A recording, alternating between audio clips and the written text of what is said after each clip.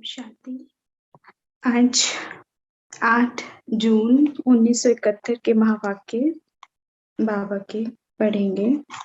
मुरली का टाइटल है जीवन के लिए 3 चीजों की आवश्यकता, खुराक, खुशी और खजाना। बाबा आज जो बाबा के बच्चे हैं उनके लिए 3 खजाने बता रहे हैं कि उन्हें सदैव 3 चीजें धारण करनी है। 3 के कह लो, कौन कौन से हैं? खुराक, खुशी और खजाना बाबा लेकर आए हैं। तो इसका रहस्य कैसे हमें खुराक मिलती है, आत्मा की खुराक की बात है, सदैव प्रसन्नता की बात है। और खजाना क्या है, कैसे हम अपने खजाने निरंतर बढ़ाएं। आत्मा का जो सतोगुण स्वरूप है वो अपने आप में खजाना है, लेकिन उसके भाव में टिकना, उस सतोगुण को सतो प्रधानता तक लेकर जाना, कैसे लेकर जाना है वो बाबा बताते हैं। तो आज की विशेष मुरली बहुत बड़ी मुरली है, अपने आप में ही इसमें कह लो कि बहुत तरह के बाबा के महावाक्य, गोल्डन वर्ड्स हैं, और जितनी लंबी है उतनी ही ध्यान से सुनने वाली है। बहुत होमवर्क है अपने ऊपर करने के लिए, और इन तीनों चीजों को, खुराक, खुशी और खजाने को अपने में भरपूर करने के लिए। तो पढ़ते हैं आज के महावाक्य। बाबा ने कहा, जीवन में मुख्य 3 चीजों की आवश्यकता होती है। मानव जीवन में 3 मुख्य चीजें सभी को चाहिए। बाबा पूछते हैं बच्चों से, वह कौन सी है? चाहे लौकिक जीवन हो, चाहे अलौकिक जीवन हो, 3 चीजें आवश्यक हैं। बाबा ने कहा, दोनों में 3 चीजों की आवश्यकता है। वह कौन सी है? एक चाहिए खुराक, दूसरा खुशी और तीसरा खजाना। बाबा ने कहा यह 3 बातें आवश्यक हैं। बच्चे एग्रीड है ना? बाबा ने पूछा, खजाने के बिना कुछ नहीं होता। सबको वेल्थ चाहिए, खजाना चाहिए जीवन जीने के लिए, तो उसके बगैर जिंदगी चलना मुश्किल हो जाती है। तो बाबा ने कहा खुशी के बिना भी जीवन नहीं है, और खुराक भी आवश्यक है। तो यह तीनों चीजें यहाँ भी आवश्यक है। खुराक किसको कहेंगे? अब बाबा बता रहे हैं, हम तो आज तक स्थूल ही समझते थे कि फिजिकल हेल्थ होनी चाहिए, खुराक चाहिए, लेकिन बाबा कहते हैं खुराक किसको कहेंगे? खुशी तो हुई प्राप्तियों की, बाकी खुराक कौन सी है? खजाना कौन सा है? खजाना है ज्ञान का, खुराक है याद से जो शक्ति भरती है, जीवन की एनर्जी खुराक है। तीनों ही प्राप्तियां हो चुकी हैं, वह हो रही हैं।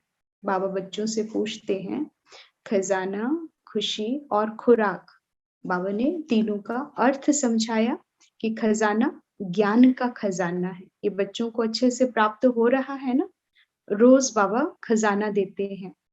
बाबा ने कहा कि खुराक जो याद से शक्ति भरती है, जितना ज्ञान का खजाना आत्मा के पास होगा, भरपूर होगा, उतनी ही उसकी याद की शक्ति भी उसको मिलेगी। बाबा ने कहा याद की जो शक्ति है, जो प्राप्त होती है, ये एनर्जी, इसे खुराक कहेंगे।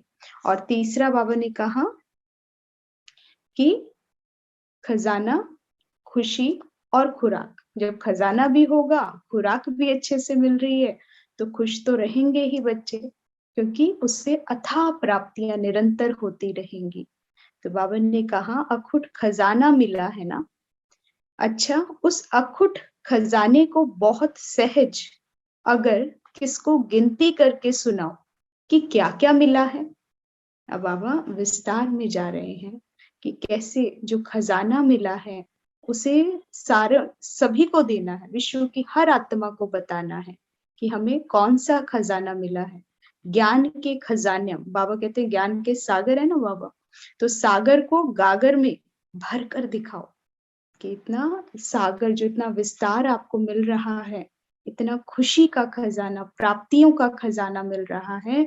बाबा ने कहा है अगर उसे शॉर्ट में बताना हो, समझाना हो कि हमें बेहद की प्राप्ति हो रही है, तो उसे कैसे बताएंगे? तो बाबा भिन्न भिन्न युक्तियां बताते हैं। बाबा के सम्मुख दादियां बैठी हुई थी, दादियों से बाबा बात कर रहे थे। तो बाबा ने पूछा कि उस अखुट खजाने को बहुत सहज अगर किसको गिनती करके सुनाओ कि क्या क्या मिला है, तो किस रीति सुना सकती हो? किसको वर्णन करके सुनाओ तो ऐसे सुनाओ जिससे सहज रीति सुना सकते हो। तो बाबा ने कहा जिससे सहज रीति सारा खजाना भी उस आत्मा को प्राप्त हो जाए। सागर को गागर में समाकर दिखाओ, खजाने का वर्णन जरूर। 1, 2, 3, 4, 5 ऐसे करके, ऐसे गिनती करके सुनाएंगे ना कि इतना खजाना हमारे पास है। तो बाबा ने कहा गिनती करके अपना खजाना सबको बताना है, सुनाना है कि हमें इतना खजाना मिला है। यहाँ भी 1, 2, 3, 4, 5 आगे बाबू कह रहे हैं डैश डैश डैश के अंदर ही सारा खजाना गिनती कर सुना सकती हो। कि अगर एक पहली पॉइंट कहें, एक कहें तो एक से क्या क्या ज्ञान बुद्धि में आता है? चिंतन करो, सोचो। 2 कहें तो 2 बात क्या कहने कहोगी? 3 बात कहनी हो तो 3 शब्द में सारा ज्ञान आ जाए। सागर को गागर में भरकर सुना दो। तो ऐसा चिंतन करो। 1 से क्या याद आता है? 1 से सर्व संबंध, एकांत।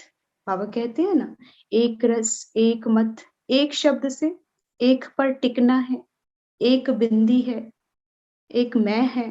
तो उसके ऊपर बाबा कहते हैं एक के ऊपर कितनी बातें आ सकती हैं, भिन्न भिन्न पॉइंट्स पता होनी चाहिए। 2 कहें तो बाबा 2 शब्द बोलते हैं, मन मना भव, मध्या जी भव और अल्लफ और बे। 2 शब्द बोलते हैं ना, तो बाबा कहते हैं ऐसे 2 शब्द के ऊपर फिर उसके ऊपर विस्तार में समझाओ। अल्लफ और बे पे बोलोगे, राज्य भाग्य पर बोलोगे, तो फिर उसमें सारा ज्ञान आ जाए। 3 शब्द सोचो क्या होंगे? 3 शब्द पर क्या क्या ज्ञान हो सकता है? 3 बातें कौन? निराकारी, निरहंकारी, निर्विकारी। आदि मध्य अंत। आदि मध्य अंत हो गया। निराकारी, निर्विकारी, निरहंकारी। त्रिमूर्ति के ऊपर त्रिकालदर्शी, त्रिलोकीनाथ, त्रिनेत्री। तो बाबा कह रहे हैं ऐसे 3 बातें, 3 बातें ढूंढो, 3 पॉइंट्स ढूंढो जिसके अंदर सारा ज्ञान आ जाए। 4 पॉइंट्स क्या हो सकती हैं? 4 पे 4 युग, 4 युग हो सकते हैं। सृष्टि चक्र। हाँ, 4 युग पे बता सकते हो। और 4 बातें क्या हो सकती हैं? 4 सब्जेक्ट हैं आपकी, ज्ञान, योग, धारणा, सेवा। ये बाबा आकर हमें 4 सब्जेक्ट पढ़ाते हैं। 3 बातों में बाप, शिक्षक, सतगुरु के ऊपर भी ज्ञान दे सकते हो। 4 स्तंभ है, 4 राजयोग के स्तंभ हैं, बहुत सुंदर। तो उस पर भी बता सकते हो। 4 धाम, विष्णु के अलंकार भी 4 हैं, उनके ऊपर भी बता सकते हो। तो कुछ भी 4 पॉइंट करके सुना सकते हो, चतुर्भुज। हाँ जी, है ना। और 5 में क्या हो सकता है? बाबा कहते 5 बातें बतानी हो तो 5 स्वरूप, 5 स्वरूप है, 5 युग है ना। संगम युग भी आ जाएगा उसके अंदर। तो बाबा ने कहा ऐसे 5 बातें चिंतन करो, मनन करो, क्या क्या हो सकती हैं। इसके अंदर ही सारा खजाना गिनती कर सुना सकती हो। एक में इकट्ठी बातें आ जाती हैं। एक में एक बाप है, एक ही ज्ञान है। ऐसे एक का ही वर्णन करो तो कितनी पॉइंट्स आ जाएंगी? ये होमवर्क है।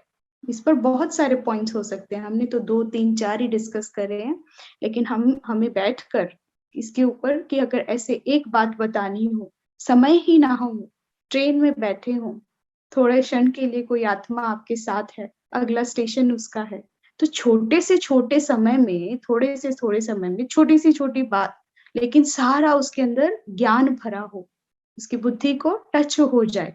ऐसे चिंतन करो कितने कम समय में कितना अधिक ज्ञान थोड़ी बाद में मैं शॉर्ट एंड स्वीट मैसेज दे दूं बाबा का।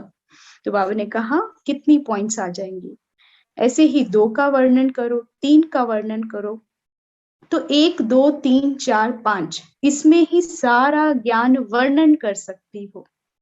जैसे खजाने को उंगलियों पर गिनती करते हैं ना, ऐसे आप भी ज्ञान खजाने को इन 5 गिनती में वर्णन कर सुना सकती हो। यह क्लास कराना, फिर देखना 5 के अंदर सारी पॉइंट्स आ जाती हैं। ऐसे ऐसे मंथन करना चाहिए जिससे सहज भी हो जाए और वही ज्ञान रमणीक भी हो जाए, फिर आनंद खुद को भी, क्योंकि इसमें रमणीकता में चले जाते हैं, बुद्धि का ताला खुलता है, बैठ के मनन शुरू हो जाता है। तो बाबा कहते हैं ऐसे ऐसे मंथन करो बैठकर कि जिससे ज्ञान भी रमणीक बन जाए। 5 में सारा ज्ञान वर्णन कर सुनाओ। खजाने को भी वर्णन करके सुनाने के लिए सहज तरीका यह है। छोटे बच्चे को भी 1 2 3 ऐसे सिखाते हैं ना, तो इन 5 में ही सारे खजाने का वर्णन हो। और जितना बार खजाने को वर्णन करते हैं वह मनन में लाते हैं, इतनी खुशी जरूर होती है। और खजाने को मनन करने से मग्न अवस्था ऑटोमेटिकली होती है, खुशी भी मिल जाती है, खुराक भी मिलती है और खजाने की स्मृति भी आ जाती है। तीनों ही बातें स्मृति में हैं। वीके बच्चों के लिए 3 बातें स्मृति में रहनी बहुत आवश्यक है। कौन कौन सी बताई बाबा ने आज? जीवन की आवश्यकता क्या है? खुशी, खजाना, खुराक। खुराक। तो बाबा ने कहा कि इन तीनों बातों को स्मृति में रखना है, तीनों ही बातें स्मृति में हो। इस जीवन को श्रेष्ठ जीवन कहा जाता है। याद की यात्रा में रहने से कोई करामात आती है? बाबा आगे दादियों से पूछते हैं। तो शक्तियों की प्राप्ति होती है, दादी ने उत्तर दिया। शक्तियों की प्राप्ति को करामात कहें? फिर बाबा दादी को पूछते हैं कि जो शक्तियां आती हैं, योग से आपको शक्तियां मिलती हैं, तो क्या उन्हें करामात कहें? जैसे वह लोग कई अभ्यास करते हैं तो उनमें रिद्धि सिद्धि की करामात आ जाती है। इसी प्राप्ति को करामात कहें जो आपको भी प्राप्त होती है राजयोग से। तो बाबा ने कहा जिस शक्ति के आधार से आप कर्तव्य करती हो उसको करामात कहें। तो दादी ने कहा करामात नहीं कहेंगे बाबा, करामात समझकर प्रयोग नहीं करते हो, लेकिन कर्तव्य समझकर शक्ति का प्रयोग करते हो। बहुत इंपॉर्टेंट कि जो भी शक्तियां प्राप्त होती हैं, दूसरी आत्माएं क्या करती हैं? जो योग से रिद्धि सिद्धि प्राप्त होती है उससे करामात करते हैं, चमत्कार दिखाते हैं, मैजिकल हो जाता है। लेकिन बाबा वो कहते हैं कि बाबा के बच्चों में भी शक्तियां आ रही हैं योग से और बहुत आती हैं, तो क्या उसे करामात कहेंगे? तो बाबा ने कहा कि नहीं, करामात नहीं कहेंगे उसको, कर्तव्य समझकर शक्ति का प्रयोग करना। विश्व कल्याण के अर्थ ऐसी भावना हो कि बाबा ने दिया है, बाबा का है, और इस आत्मा का परिवर्तन होना, जो हम शक्तियां ट्रांसफर करते हैं, मन से सेवा करते हैं, किसी के मन को परिवर्तन भी करते हैं, किसी को कोई ऐसी शक्ति देना, उसकी हीलिंग हो जाती है, कोई संस्कार किसी के कड़े होते हैं तो उसके विकर्म विनाश में खुद का भी योगदान देकर, तो उसको ऐसी शक्तियां जो देते हैं, तो बाबा कहते हैं वो कर्तव्य समझकर, क्योंकि बाबा ने कहा है, बाबा ने दिया है, हम केवल निमित्त हैं। तो बाबा ने कहा कर्तव्य समझकर चलते हो, शक्ति का प्रयोग करते हो, कर्तव्य करने का तो फर्ज है, इस कारण स्वीकार नहीं होता है। यहाँ करामात की बात ही नहीं, इसको श्रीमत का प्रैक्टिकल कर्तव्य समझकर चलते हो। उन मनुष्यों के पास करामात होती है, आप लोगों की बुद्धि में आएगी श्रीमत। तो श्रीमत और करामात में फर्क है, अंतर आ जाता है। आप लोगों को शक्तियां प्राप्त होंगी तो स्मृति में आएगा श्रीमत द्वारा अथवा इस मत की यह गति प्राप्त हुई। करामात नहीं लेकिन श्रीमत समझेंगे।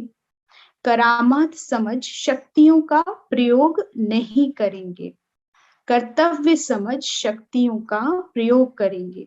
शक्तियां आनी जरूर है, मुख से बोलने की भी जरूरत नहीं, संकल्प से कर्तव्य सिद्ध कर देंगे। जैसे मुख द्वारा कर्तव्य सिद्ध करने के अभ्यास में भी पहले आप लोगों को ज्यादा बोलना पड़ता था, तब सिद्धि मिलती थी। अभी कम बोलने से भी कर्तव्य होता है।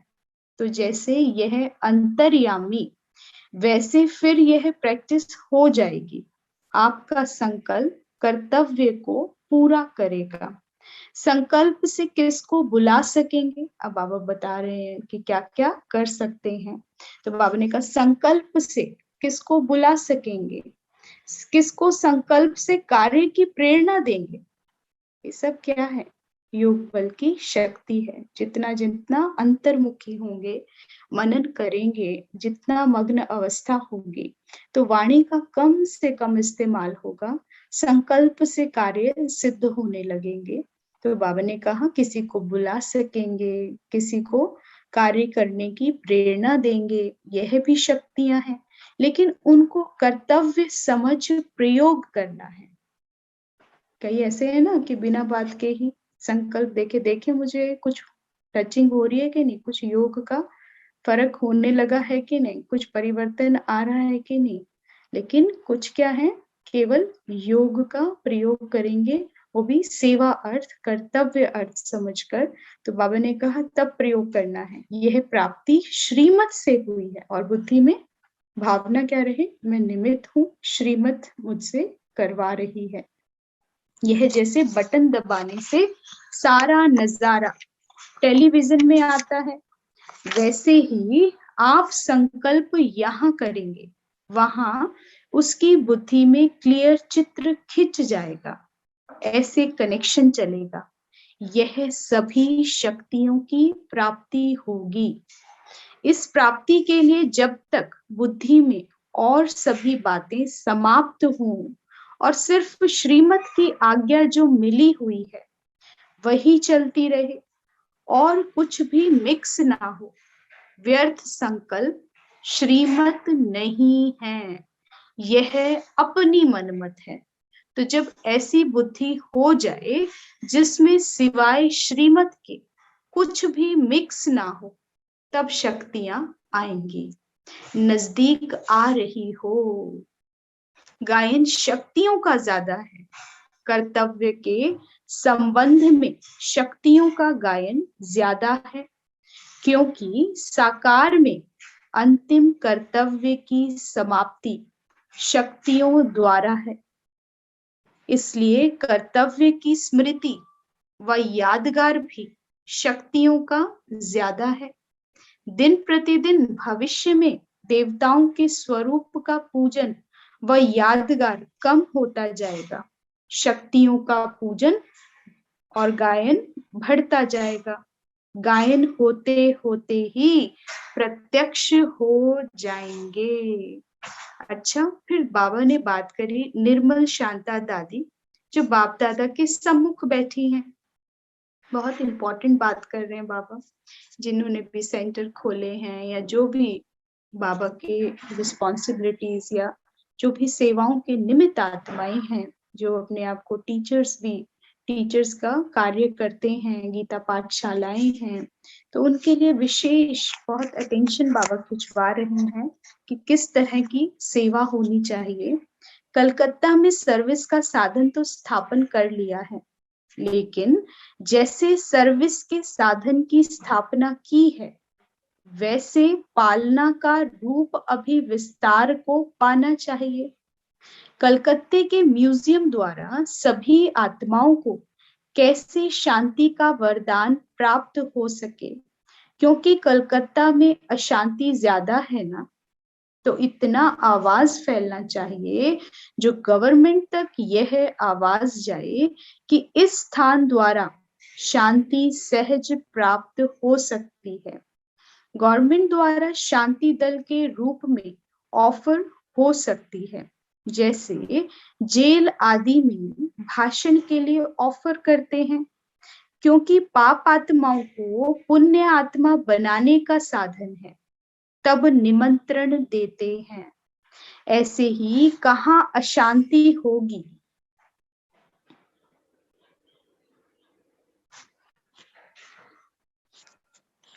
बाबा ने कहा ऐसे ही कहाँ अशांति होगी, तो यह शक्ति दल शांति दल समझा जाएगा। ऐसे भी गवर्नमेंट द्वारा ऑफर होगी, तब तो ऑफरिंग गाई जाएगी। ऐसा कुछ प्लान बनाओ जो आवाज फैले चारों ओर अशांति के बीच। यह शांति दल सेफ्टी का साधन है। ऐसे तुम प्रसिद्ध हो जाएंगे। जैसे भट्टी के प्रोग्राम का गायन है, आग जलते हुए भी वह स्थान सेफ्टी का साधन रहा। चारों ओर आग होगी, लेकिन यह एक ही स्थान शांति का है, ऐसा अनुभव करेंगे। इसी स्थान से ही हमको सेफ्टी व शांति मिल सकती है। यह पालना का कर्तव्य बढ़ाओ। वह तब होगा जब कोई एक स्थान बनाओ जो विशेष योग अभ्यास का हो, जिसमें जाने से ही ऐसा अनुभव करें कि ना मालूम हम कहाँ आ गए हैं। स्थान भी अवस्था को बढ़ाता है, स्थान भी अवस्था को बढ़ाता है। अगर अवस्था डाउन हो, सेंटर पे जाओ, बाबा रूम में जाओ, मधुबन जाओ, या किसी ऐसी श्रेष्ठ आत्मा के पास जाओ जो बहुत तपस्वी योगी है, तो आपकी अवस्था सहज उनके संपर्क में जाके, उनके स्थान पर जाके, ऐसे वायुमंडल में जहाँ योग अभ्यास निरंतर होता है, तो बाबा ने कहा तो अवस्था ऊंची हो जाती है। तो बाबा ने कहा स्थान भी अवस्था को बढ़ाता है। मधुबन का स्थान ही स्थिति को बढ़ाता है ना। साल भर में जाते हैं, है ना, लेकिन क्या अवस्था यहाँ होती है, और वहां कुछ समय के लिए जाते हैं। जितना सारा वर्ष यहाँ ना हुई, वहां क्षण में हो जाती है। पैर रखते ही धरनी का वरदान है कि ऐसा उस पर पैर रखते ही अवस्था में परिवर्तन। तो बाबा ने कहा ऐसा कोई स्थान बनाओ जो कोई कभी परेशान दुखी आत्मा हो, चिंता में डूबी हुई हो, तो वह आने से ही महसूस करे कि हम कहाँ आए हैं। ऐसा प्लान बनाओ। अपने को सफलता मूर्त समझते हो। सफलता मूर्त बनने के लिए मुख्य कौन सा गुण धारण करने से सफलता मूर्त बन जाएंगे। अभी बाबा शांति की स्थापना बता रहे थे कि कैसे अपने स्थान को, अपना जो वायुमंडल है उस स्थान का कैसा परिवर्तन करो, उसे विशेष योग अभ्यास का स्थान रखो, वहां और कोई बात ना हो। ऐसा रूम तैयार करो जिसमें केवल साधना हो, और बिना साधना के वहां प्रवेशता ही ना हो। और फिर वहां पर वैसी आत्माओं को लेकर जाओ जो अशांत हो, परेशान हो, और उनके परिवर्तन को चेक करो। जितना साधना होगी, जितना वायुमंडल पावरफुल होगा, उतना ऐसी आत्माएं शांति को प्राप्त करेंगे, शांत शांत हो जाएंगे, दुखी खुशी अनुभव करेंगे। तो बाबा कहते ऐसी तैयारी करो। और ऐसी तैयारी के लिए, ऐसी सफलताओं के लिए, ऐसी विशेष सेवाओं के लिए बाबा ने कहा कि गुण मूर्त होना बहुत जरूरी है। तो एक बाबा ने अनेक गुण बताए हैं, हर एक गुण का महत्व है। अब बाबा सहनशीलता का गुण ले रहे हैं, किस गुण मूर्त बनना है। सफलता मूर्त बनने के लिए मुख्य गुण बाबा बता रहे, मुख्य गुण सहनशीलता का गुण है। बाबा ने कहा सहनशीलता और सरलता कोई भी कार्य को सफल बना देगी। कोई भी कार्य, कैसा भी कार्य हो, अगर सरलता है और सहनशीलता है तो सफलता हुई पड़ी है। बाबा एक वरदान की तरह बोल रहे हैं।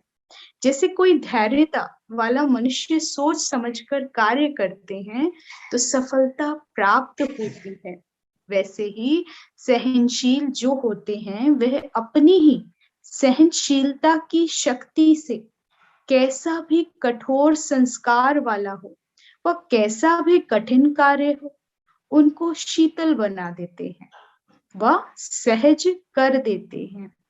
सहनशीलता का गुण जिसमें होगा वह गंभीर भी जरूर होगा। सहनशीलता वाला गंभीर जरूर होगा, और कैसा भी कठोर संस्कार वाला होगा, कैसा भी कठिन कार्य होगा, बाबा ने कहा सहनशीलता वाला उनको भी शीतल बना देता है, सहज कर देता है। कठिन को सहज कर देगा, कठोर को शीतल बना देगा।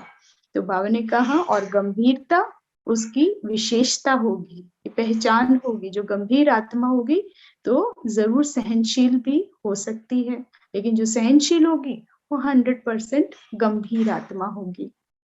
तो बाबा ने कहा गहराई में जाने वाली होती हैं ऐसी आत्माएं, और जो गहराई में जाने वाला होता है वह कोई भी कार्य में कभी घबराएगा नहीं, गहराई में जाकर सफलता प्राप्त करेगा।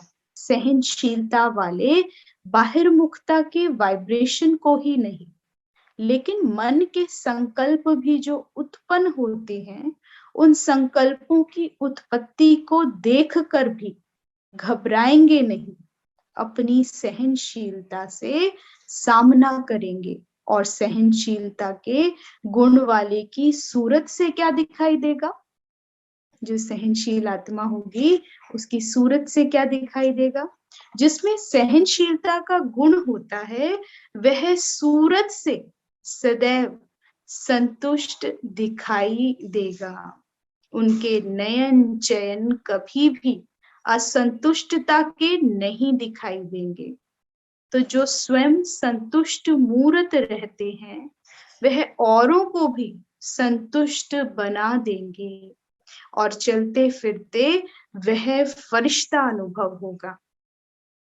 संतुष्ट रहते हैं और असंतुष्ट को संतुष्ट बना देंगे। बाबा ने कहा चलते फिरते वह फरिश्ता अनुभव होंगे। सहनशीलता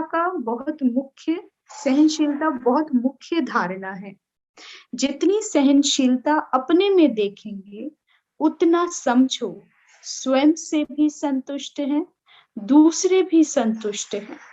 संतुष्ट होना माना सफलता पाना, संतुष्ट होना माना सफलता पाना। जो कोई भी बात को सहन कर लेता है तो सहन करना अर्थात उसकी गहराई में जाना। जैसे सागर के तले में जाते हैं तो रत्न लेकर आते हैं, ऐसे ही जो सहनशील होते हैं वह गहराई में जाते हैं, जिस गहराई से बहुत शक्तियों की प्राप्ति होती है। गहराई में जाने से बहुत शक्तियों की प्राप्ति होती है। सहनशील ही मनन शक्ति को प्राप्त कर सकते हैं। योगी जीवन में मनन शक्ति बहुत इंपॉर्टेंट। बाबा ने कहा मगन अवस्था के लिए मनन करना बहुत जरूरी है। और मनन कौन कर पाएगा? बाबा ने कहा जो आत्माएं सहनशील होंगी। सहनशील जो होता है वह अंदर ही अंदर अपने मन में तत्पर रहता है, और जो मनन में अंदर ही अंदर अपने मनन में तत्पर रहता है, और जो मनन में तत्पर रहता है वही मग्न रहता है। तो सहनशीलता बहुत आवश्यक है। उनका चेहरा ही गुण मूर्त बन जाएगा। सहनशीलता की धारणा पर इतना अटेंशन रखना है। बच्चों को बाबा आज डिटेल में इस गुण के ऊपर बताया, क्या प्राप्ति होगी, क्या निशानियां होंगी। तो बाबा ने कहा कि इतना अटेंशन रखना है। सहनशील ही ड्रामा की ढाल पर ठहर सकता है। बहुत इंपॉर्टेंट इस गुण की लाइन जो बाबा ने आज कही है वो यही है कि सहनशील ही ड्रामा की ढाल पर ठहर सकता है। उसे ड्रामा की स्मृति रहेगी, और जिसको ड्रामा की स्मृति रहेगी वो आत्मा कभी भी किसी भी सीन में, किसी भी परिस्थिति में अटक नहीं सकती है। तो बाबा ने कहा उसे हमेशा ड्रामा की ढाल को पकड़ के रखेगी।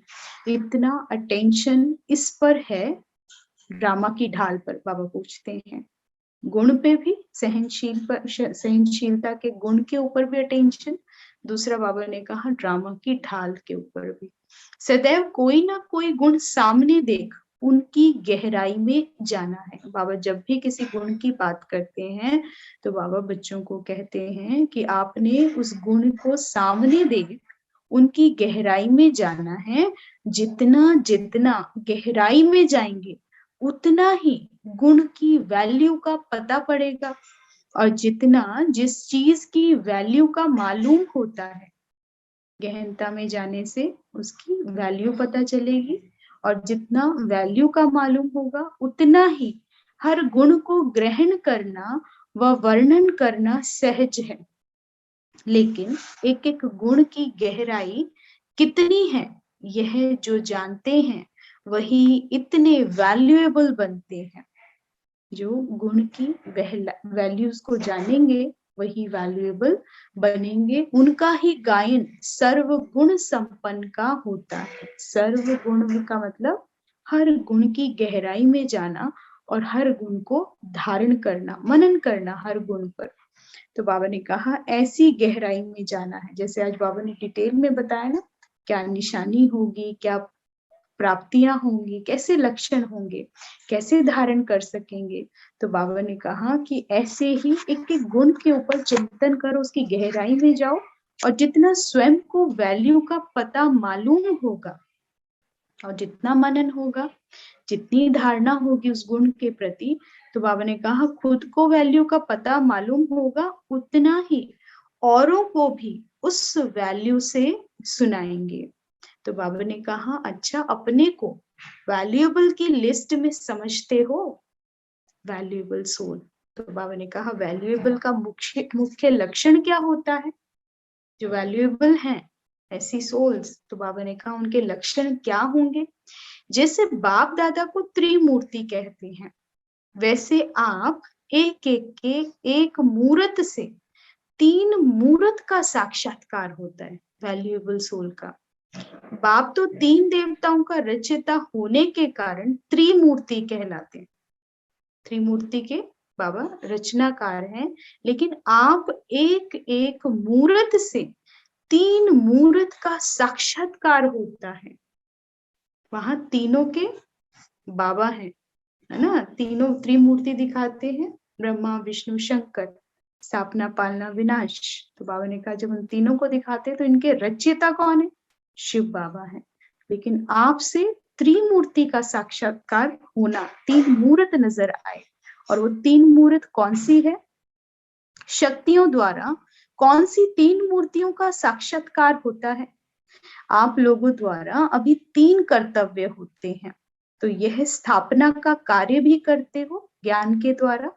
और कई आत्माओं के संस्कार ऐसे हैं जो कुछ निर्बल हैं, अपने संस्कारों का परिवर्तन नहीं कर सकते, वह अपने संस्कारों को सेवा में नहीं लगा सकते।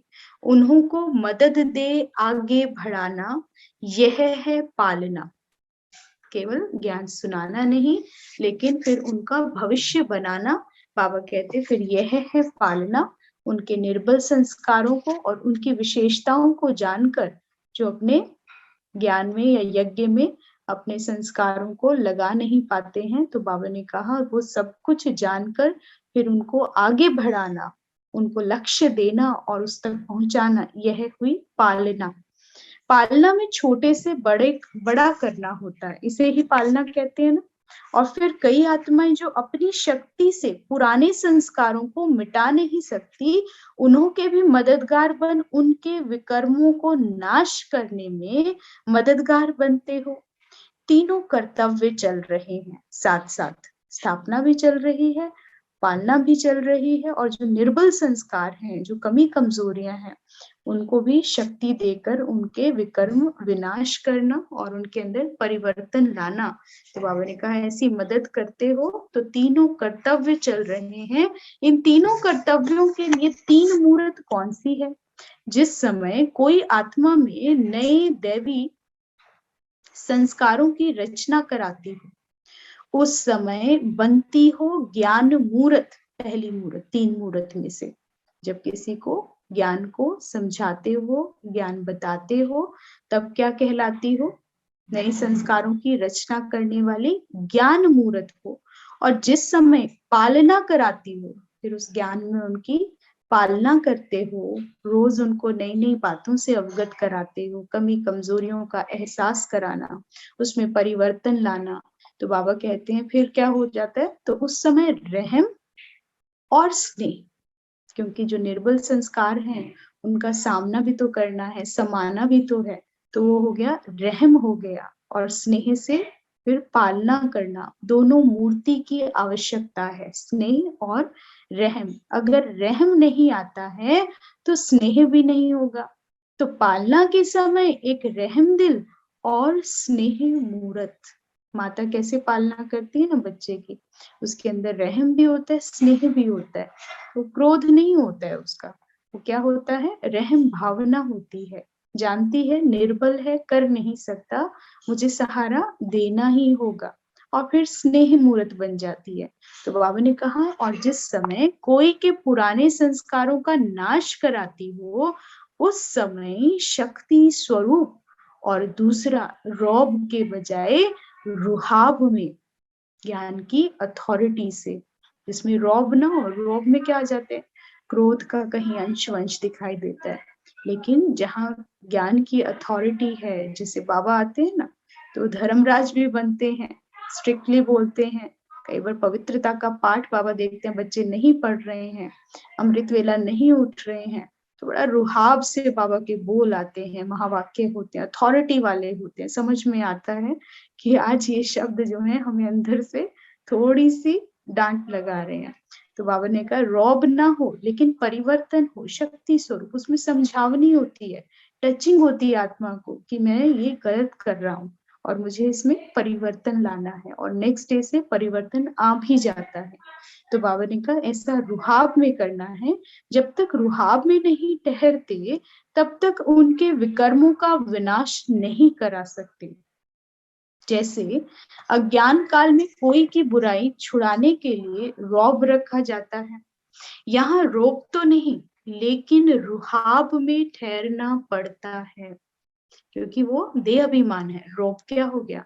देह अभिमान, उसमें जो अपनी कोई भी अथॉरिटी है, उस स्थूल बातों का नशा होता है, कोई जाति का, कोई धर्म का, कोई पद का होता है। लेकिन रुहाब में क्या है? रूहानियत होती है, अपनी रूहानी अथॉरिटी में रह के, मैं अलमाइटी अथॉरिटी की संतान, ये श्रीमत कह रही है, मैं निमित्त हूँ। जब ये भावना होती है इस स्वमान में रह के, जब किसी को शक्ति स्वरूप का अनुभव कराते हो, किसी में परिवर्तन लाते हो, अथॉरिटी से बोलते हो, तो उसे रौब नहीं कहते हैं, रुहाब कहते हैं। रुहाब तुरंत परिवर्तन लाता है, उसमें भय से परिवर्तन आता है कि ये अगर मैंने परिवर्तन नहीं किया तो मुझे डांट पड़ेगी, मारा जाएगा, सजा मिलेगी। लेकिन जब रुहाब से बोला जाता है तो उसमें भय नहीं होता है, उसमें आत्मा को रियलाइजेशन होती है, अवेकनिंग होती है, जागरूकता आती है, ओ मैं कौन हूँ, मैं क्या हूँ और मैं क्या कर रहा हूँ। तो वो रुहाब की अथॉरिटी है। बाबा ने कहा अगर रुहाब में ना ठहरो तो उनके पुराने संस्कारों का नाश नहीं करा सकेंगे। शक्ति रूप में विशेष इस रुहाब की धारणा करती हो, जैसे शक्तियों का गायन है, उसे रुहाब कहेंगे। जो दुर्गा स्वरूप है उसमें दिव्यता भी है, रूहानियत भी है और शक्ति स्वरूप भी है। तो बाबा ने कहा इन गुणों द्वारा यह 3 कर्तव्य करती हो। कोई में अगर रुहाब की कमी है तो पालना कर सकती हो, लेकिन उनके संस्कारों को नाश नहीं कर सकती। सिर्फ तरस और स्नेह है तो विनाश कराने का कर्तव्य नहीं होगा, फिर उनके संस्कार और कड़े हो जाएंगे। फिर तो जैसे मोह होता है ना, और बच्चा बिगड़ता चला जाता है, तो वैसी पालना हो जाती है। लेकिन रुहाब, जब माँ थोड़ी अथॉरिटी से गुस्सा करती भी है तो बच्चा चाहे वो भय से करता है लेकिन उसके अंदर परिवर्तन आ जाता है और वो चेंज होता है। लेकिन यहाँ तो बात ही अलग है, रुहाब की बात है, रौब की बात नहीं है, लेकिन परिवर्तन की बात है। तो बाबा ने कहा थोड़ा शक्ति स्वरूप भी धारण करना पड़े, विकर्म विनाश कराने के लिए, संस्कारों का परिवर्तन करने के लिए। बाबा ने कहा और फिर नॉलेजफुल नहीं है तो नए संस्कारों की रचना नहीं करा सकती। नॉलेजफुल भी होना जरूरी है रूहाब के साथ साथ। कोई में कौन सा विशेष गुण है, कोई में कौन सा विशेष गुण है, लेकिन चाहिए तीनों ही। अगर तीनों में ही प्रैक्टिकल में समानता है तो फिर सफलता बहुत जल्दी मिलती है। नहीं तो कोई बात की कमी होने के कारण जो संपूर्ण सफलता होनी चाहिए और जल्दी होनी चाहिए उसमें टाइम लग जाता है। तो अभी लक्ष्य यह रखना है कि तीनों कर्तव्य करने के लिए यह मुख्य गुण मूर्त बनना है, उसमें कमी ना हो। फिर समय को नजदीक लाएंगे, यह समानता लानी है।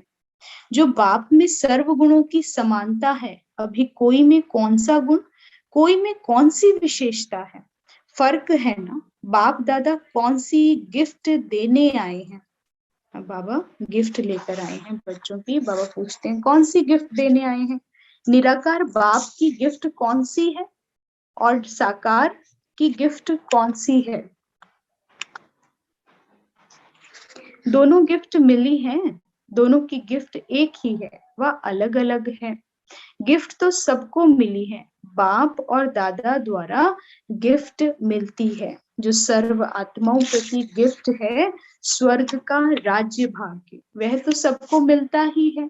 लेकिन जो अनन्य बच्चे स्नेही व सर्व कार्य में सहयोगी बनते हैं, उन्हों को फिर अपनी अपनी गिफ्ट मिलती है दोनों द्वारा, जो सहयोगी बच्चे हैं और स्नेही हैं। तो बाबा ने कहा साकार बाप दादा द्वारा एक ही विशेष गिफ्ट कौन सी मिली है, जो स्नेही और सहयोगी रत्नों को ही मिलती है।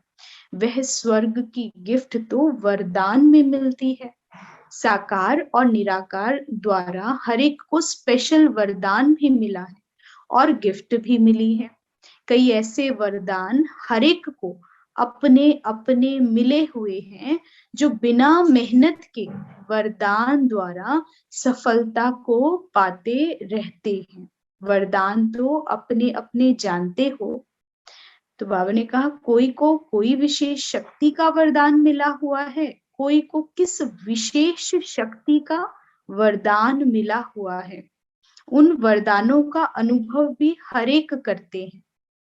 कोई को सर्व के सदा सहयोगी बनने का भी वरदान मिलता है, किसको सर्व के स्नेही बनने का वरदान मिलता है। वरदान बाबा बता रहे हैं कि क्या क्या मिलते हैं बच्चों को। बाबा ने कहा कोई को सदा सहयोगी बनने का, और वो भी सभी आत्माओं के सहयोग देने का संस्कार बन जाता है। बाबा ने कहा ये भी गिफ्ट मिलती है, वरदान मिलता है। किसको सर्व के स्नेही बनने का वरदान मिलता है, और कोई आत्माओं को ऐसा वरदान मिलता है कि जो भी उनसे मिलता है उन्हें उन पर स्नेह ही आता है। तो स्नेही हो गए सभी के। तो बाबा ने कहा किसको सर्व के संबंध में आने का वरदान मिलता है। अनेकों आत्माओं को, विश्व की सभी आत्माओं को, सभी के साथ कोई ना कोई संबंध में आएंगे। तो बाबा ने कहा कोई को कोई भी समस्या आए उसको सामना करने की शक्ति का भी वरदान मिलता है। कोई विशेष आत्माएं ऐसी होंगी जो विघ्न विनाशक की तरह कार्य करती हैं। जब भी कोई ऐसी समस्याएं आएंगी जो किसी से सॉल्व नहीं होंगी, तो किसी आत्मा के अंदर ऐसा वरदान होता है कि उनके आने से उन्हें सूझ जाता है कि कैसे इस परिस्थिति को पार करना है, परिवर्तन करना है। तो बाबा ने कहा तो हर एक को अपना अपना वरदान भी मिला हुआ है, लेकिन साथ साथ गिफ्ट भी मिली है। ये तो वरदान की बात हुई, ब्लेसिंग्स तो मिलती हैं बाबा से, लेकिन बाबा कहते हैं गिफ्ट्स अलग होती हैं। ये मत समझना कि ब्लेसिंग्स जो वरदान होगे वही गिफ्ट है। तो बाबा ने कहा नहीं, वरदान अलग है और गिफ्ट्स बच्चों को अलग मिलती है। एक एक के अंदर देखेंगे तो सर्व शक्तियों में से एक श्रेष्ठ शक्ति वरदान रूप में प्राप्त है, जिसके लिए मेहनत नहीं करनी पड़ती है। वरदान किन्हों को मिलता है? बाबा कह रहे हैं कि जिसमें मेहनत नहीं करनी पड़ती, नेचुरल प्राप्ति होती है। अनेक शक्तियां होती हैं, लेकिन एक ऐसी विशेष श्रेष्ठ शक्ति उनको मिलती है जो ब्लेसिंग होती है बाबा की तरफ से। बाबा ने कहा एक दो से संपर्क में आने से अनुभव होता है, और ये हम सबको अनुभव भी होता है जब सेवाओं में जाते हो, संगठन में जाते हो, तो सेवाओं के दौरान अनुभव होता है इस आत्मा को इस वरदान की प्राप्ति है। वरदानी मूर्त आत्मा है, इसको बहुत वरदान मिले हुए हैं बाबा से, विशेष आत्माएं हैं। तो बाबा ने कहा लेकिन जो भी पर्सनल गिफ्ट होती है उससे विशेष स्नेह रहता है। वह कौन सी गिफ्ट है? यह सोचना, और दूसरा यह सोचना कि पर्सनल गिफ्ट को सदैव कायम रखने के लिए विशेष किस बात का अटेंशन रखने की आवश्यकता है। अब जिससे भी जो बाबा की श्रीमत में आपको जो भी इन सेवाओं के दौरान, ये तो ब्लेसिंग्स बता दी बाबा ने, शक्तियां प्राप्त होती हैं, विशेषताएं हैं, लेकिन गिफ्ट जो बाबा उसका इशारा दे रहे हैं, ये आपने सोचना है कि बाबा की तरफ से आपको क्या गिफ्ट मिला है। और जिसको उस गिफ्ट का एहसास होगा तो बाबा ने उसका इशारा भी दे रहे हैं कि अपनी गिफ्ट से विशेष स्नेह होता है। चीजें बहुत मिलती हैं, घर में बहुत प्राप्तियां हैं, लेकिन जो गिफ्ट्स होती हैं वो सबको अति स्नेही होती हैं, बहुत प्यार आता है, उसे विशेष संभाल के रखा जाता है। तो बाबा ने कहा ये सबने सोचना है। दूसरा यह सोचना कि पर्सनल गिफ्ट को सदैव कायम रखने के लिए विशेष किस बात का अटेंशन रखने की आवश्यकता है। अमृत वेले इस पर विचार सागर मंथन करना, और जो वो विशेष गिफ्ट है उसको कायम कैसे रखें, वो सदा साथ रहे, वो गुम ना हो जाए, वो छूट ना जाए हमसे। तो बाबा ने कहा उसके लिए विशेष समय है अमृत वेला, उस समय विचार सागर मंथन करना। इसमें भी बाबा की टचिंग जरूर आप बच्चों को मिलेगी। याद की यात्रा से आत्मा में विल पावर आती है। जितनी जितनी विल पावर धारण करेंगे उतनी बुद्धि को जहां चाहे जितना समय चाहे उतना लगा सकते हैं। विल पावर कैसे आ सकती है? विल करने से। कल परसों के भी महावाक्य में कहा ना कि सब कुछ विल कर दो तो विल पावर आ जाएगी। विल करने की निशानी अपनी विल पावर से समझ सकते हो। सर्व शक्तियों को विल किया तो बाप सर्व शक्तियां अपनी, बाबा क्या कह रहे हैं, सर्व शक्तियों को विल किया। बाबा को ऊपर जो भी हम करते हैं, जो भी प्राप्ति होती है, हर एक चीज को क्या कहते हैं ना है कि मैं निमित्त हूँ, बाबा करा रहे हैं। तो बाबा ने कहा जितना बाबा को सर्व शक्तियों को विल किया तो बाप सर्व शक्तियां अपनी विल कर देते हैं। सर्व शक्तिवान साथी बन गए और सर्व शक्तियां साथी बन गई तो फिर क्या होगा? विजय ही विजय हुई पड़ी है। भक्ति मार्ग में भी कोई कार्य करते हैं तो समझते हैं ना, मालूम पूरा हो या ना हो, इसलिए भगवान के ऊपर छोड़ देते हैं कि हे भगवान आपका कार्य आप ही जानो। तो यह जो भक्ति मार्ग में संस्कार भरे वह अब प्रैक्टिकल किया है। भक्ति मार्ग में कहने मात्र था, यहाँ ज्ञान मार्ग में किया है। ज्ञान मार्ग में करने की शक्ति, भक्ति मार्ग में कहने की शक्ति, रात दिन का फर्क है। अच्छा, ये थे आज के बाबा के महावाक्य। 3 खजाने, 3 बातें बाबा ने आज बता दी, खुराक, खुशी और खजाना। बाबा ने फिर हमें कई युक्तियां बताई कि इस ज्ञान को शॉर्ट में किसी को बताना हो, सागर को गागर में समा कर बताओ, मंथन करो। ऐसी 5 बातें बाबा ने कहा ढूंढो कि 5 पॉइंट्स, अगर एक पॉइंट पर बोलना हो तो क्या बोलेंगे, 2 पर, 3 पर, 4 पर, 5 बातें बोलनी हो तो उसके लिए क्या है, क्या कैसे सुनाएंगे किसी को, कम समय में सब कुछ दे दो। तो बाबा ने कहा इसके ऊपर विशेष होमवर्क करो, क्लास करो, चिंतन करो कि क्या क्या ऐसी बातें हो सकती हैं। कुछ पॉइंट्स हमने आज डिस्कस करे थे बट बहुत कम किए, लेकिन सभी क्या है इसके ऊपर होमवर्क करना, वो मनन चिंतन करना। फिर हम स्पेशल हम भी क्लास करेंगे। फिर बाबा ने कहा कि कोई ऐसा विशेष स्थान बनाओ, दादियों से बात करी, निर्मल शांता दादी से, कि सेवाएं करनी है तो रचना करना, स्थापना करना बहुत आसान है, लेकिन उस स्थान को जो बनाया है उसको शांति का स्थान बनाओ, विशेष ऐसा स्थान बनाओ जो पीस और सेफ्टी का स्थान बने कि कोई भी अशांत आत्मा आए तो उसे बेहद की शांति प्राप्त हो।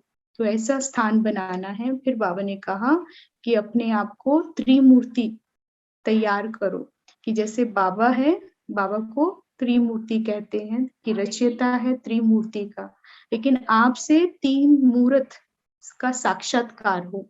वो तीन मूर्त स्थापना, पालना और विनाश कैसे करने हैं, कैसे आपने ज्ञान मूर्त बनना है, कैसे पालना करनी है, और फिर किसी के जो निर्बल संस्कार हैं उनका विनाश कर उन्हें दिव्य संस्कारों से भर देना है। तो ऐसी त्रिमूर्ति का तैयारी करो कि ऐसी त्रिमूर्ति का साक्षात्कार कराओ। एक एक मूर्त से बाबा ने कहा अंत में होना ही है, लेकिन जो पुरुषार्थी आत्माएं होंगी। फिर बाबा ने कहा कि इसमें ही जो पालना होगी उसमें रहम और स्नेह का, और विनाश जो करेंगी निर्बल शक्तियों, निर्बल संस्कारों का, उसके लिए रुहाब की अथॉरिटी होनी चाहिए। रौब नहीं, रुहाब बाबा ने कहा। फिर बाबा ने बाप में सर्व गुणों के, जैसे बाबा सर्वशक्तिमान है, सर्व गुणों में संपन्न है, ऐसे ही समानता लानी है, बाप समान बनना है। फिर बाबा ने कहा कि स्पेशल वरदान ब्लेसिंग्स के बारे में बताया कि बच्चों को गिफ्ट भी मिलती है, ब्लेसिंग्स भी मिलती हैं। ब्लेसिंग्स अलग हैं, लेकिन जो गिफ्ट है बाबा ने कहा उसके ऊपर चिंतन करो, अमृत वेला बाबा के साथ बैठो और उसको कायम रहे वो गिफ्ट्स, क्योंकि उससे विशेष स्नेह होता है, उसके ऊपर मनन चिंतन करो। एक एक गुण की बाबा ने आज कहा, विशेष गहराई में जाओ, विशेष सहनशीलता के ऊपर बाबा ने सभी बच्चों को डिटेल में समझाया कि कैसे एक एक गुण को धारण करना है और उसकी गहराई में जाना है, कैसे मनन चिंतन करना है, वो बाबा ने सबको बताया। जैसे सहनशीलता का बताया तो उस पे बाबा ने सहजता का, कि कैसे गंभीर होगी उनकी निशानी होगी, और गहराई में जाने वाली आत्मा होगी, किसी को घबराएंगी नहीं, जो असंतुष्ट होंगी उसको भी संतुष्ट कर देंगी।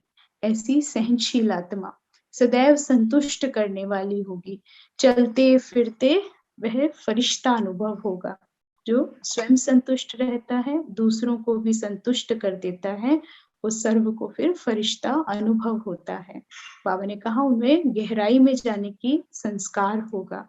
जो गहराई में जाएगा वो मनन बड़ा तत्पर कर लेगा, फटाफट से वो मनन का उसका संस्कार होगा। सबके बीच में रहते हुए भी उसका अपना अलग ही निशाना लग रहा होगा, ज्ञान का मनन चिंतन चल रहा होगा। तो बाबा ने कहा और ऐसी आत्माओं का चेहरा गुण मूर्त नजर आएगा, सभी को देखते ही पता चल जाएगा कि सहनशील आत्माएं हैं, बड़ी गुणवान आत्मा है, देखकर ही चेहरे से पहचान जाएंगे। फिर बाबा ने कहा ड्रामा की ढाल पर ठहरने की ताकत होगी उनके अंदर, ये ज्ञान पक्का होगा, जो सभी के लिए बहुत जरूरी है। ड्रामा की ढाल पर कैसे टिकना है, तो ये संस्कार बाबा ने कहा बनाना है, ऐसी सहनशील आत्मा बनना है। ये थे आज के बाबा के महावाक्य। इतना सुना है, इसका मंथन करेंगे, डीप साइलेंस में बैठेंगे, 3 मिनट टाइम हो गया है। गहरे लंबे श्वास मस्तक में,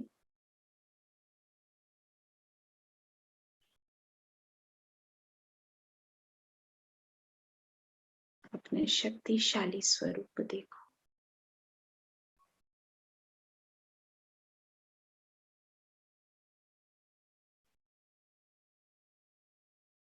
मैं खुशनुमा आत्मा हूँ।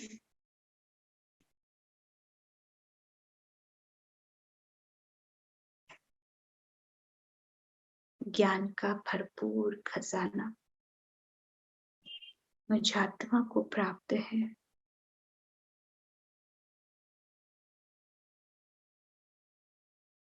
ज्ञान योग की निरंतर खुराक लेने वाली आत्मा हूँ। सर्व प्राप्तियों से संपन्न खुशनुमा आत्मा हूँ। संतुष्ट आत्मा हूँ।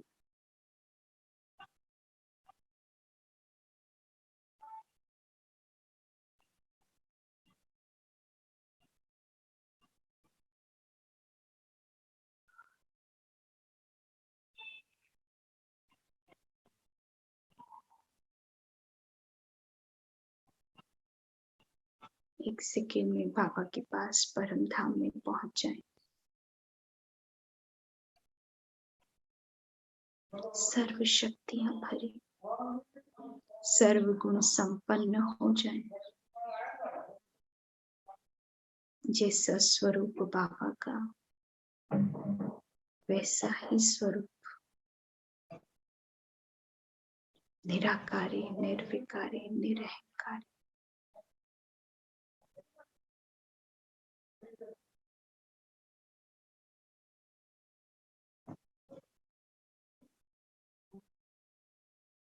बाबा को टच करें और फील करें कि बेहद शक्तियां मेरे भीतर आ रही हैं। बेहद की पवित्रता और शांति मुझ आत्मा में भरपूर होने लगी है।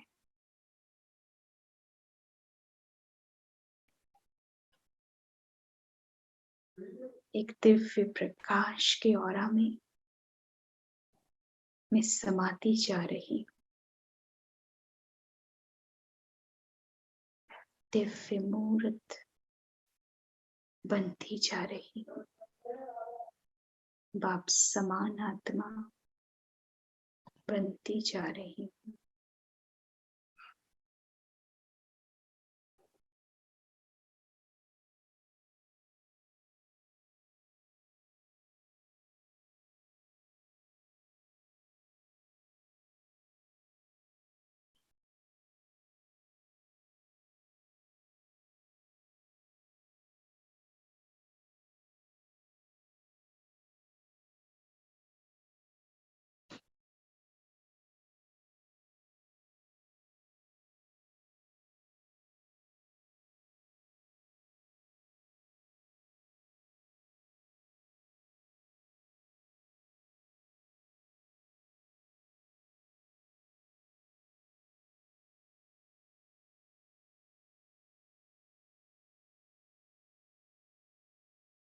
वापस आ जाएं।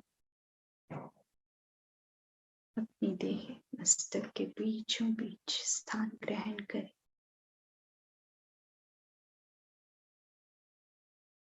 और सारा दिन इसी गहराई में बार बार बाबा के पास जाना, अंतर्मुखी हो जाना, ज्ञान का मनन करना, यही अभ्यास करना है। गहरे लंबे श्वास 3 बार ओम ध्वनि करेंगे। ओम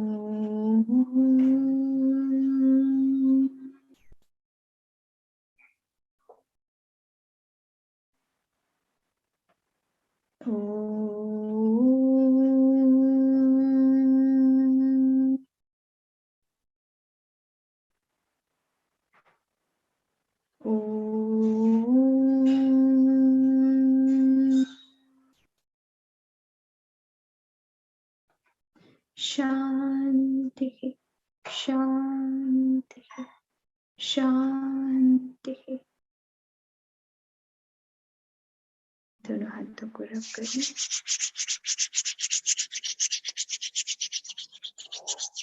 धीरे से आंखों पर मस्तक से होते हुए पूरी देह पर इस ऊर्जा का प्रवाह करेंगे। बहुत धीरे से आंखें खोलेंगे।